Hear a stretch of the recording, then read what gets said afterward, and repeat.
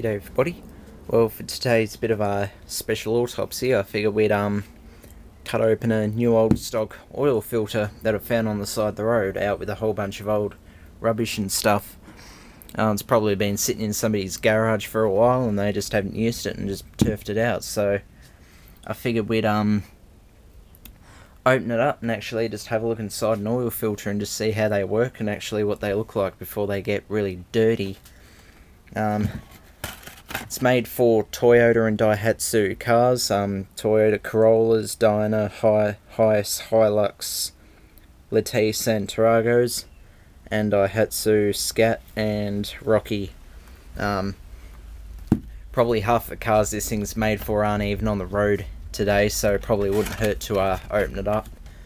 Well, I know somebody out there somewhere would probably want it for a spare part, but anyway, there's plenty of them in service and being made, so yeah, you can get one of them.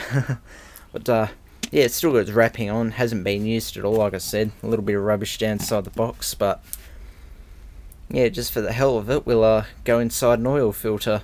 Not actually go inside, but you know what I mean, with the help of this thing here. I'll just take all the plastic off and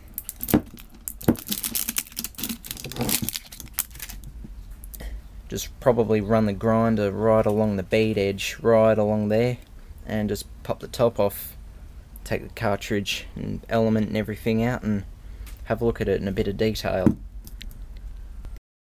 And basically that's the easiest way to disembowel an oil filter.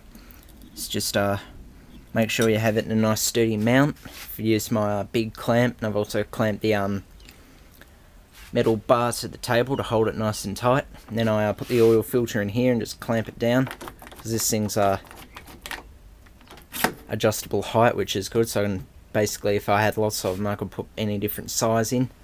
And yeah, clamp it down nice and tight, make sure it doesn't chatter or bounce, because you will eat the wheel of your angle grinder, and or if anything it may actually break, and you really don't want it to do that. But yeah, you just run the grinder right just underneath the bead where they've actually crimped it onto the steel housing, and go all the way around, and then you can take the top off. Of course, these things are all just sitting inside, there's nothing actually holding it together, it's just the top cover. Once it's pressed on, that's all that's keeping it all together. But yeah, that's your top cover. You got your dirty oil coming in through these holes here, past this check valve, which is actually pressed on at the top. There's a metal spring down the bottom that keeps tension on the whole lot, but that goes on there like that, and basically your oil comes up through there, and it goes around the outside of the cartridge, which is this,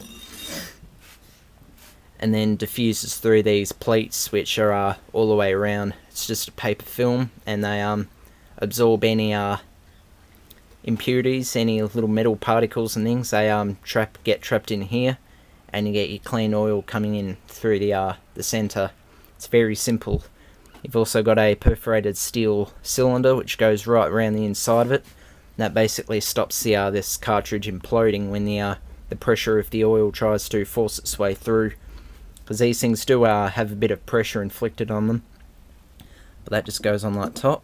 So it just goes on like so, is what I meant. Then you got a little cad-plated steel spring which just goes on the top, that presses down and keeps tension on the whole setup. Stops it because if that comes loose, you'll get oil leaking through and it won't filter properly. Then you've just got your pressed metal housing.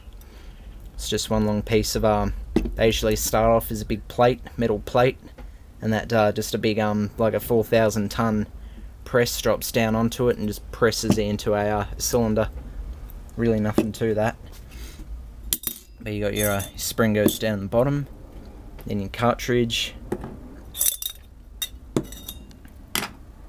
and then your check valve goes on the top. It just sits on like so.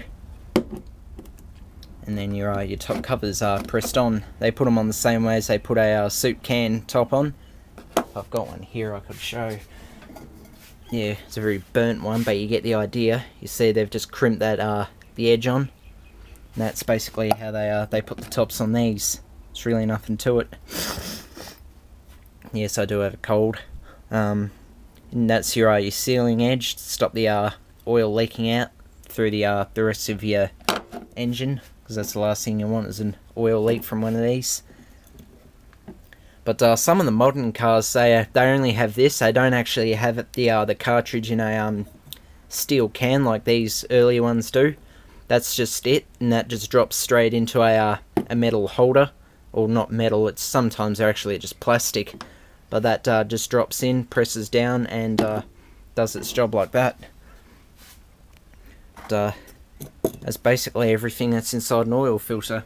You got your top cover, check valve and sealing gasket, your metal your paper plate cartridge, retainer spring or tensioning spring, and your steel housing.